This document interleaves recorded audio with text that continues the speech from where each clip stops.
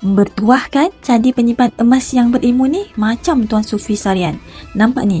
Tuan Sufi Sarian gunakan emas untuk pajak bagi langsaikan hutang motor. Dia dapat jimat 4 tahun tempoh loan dan jimat RM2,000. Pada Januari 2025 baru ni, dia jual pula emas untuk selesaikan hutang kereta lebih awal. Dia dapat jimat 7 tahun dan RM9,000. Ini adalah kisah benar antara kejayaan mereka yang simpan emas dengan ilmu. Hilang beban kewangan. Menyimpan emas dengan ilmu ni kita tak boleh dapat di kedai-kedai emas.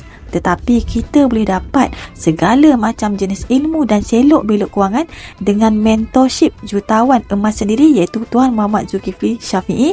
Pastikan menyimpan emas yang sekali hadir bersama pakej ilmu, emas dan kewangan serta bimbingan.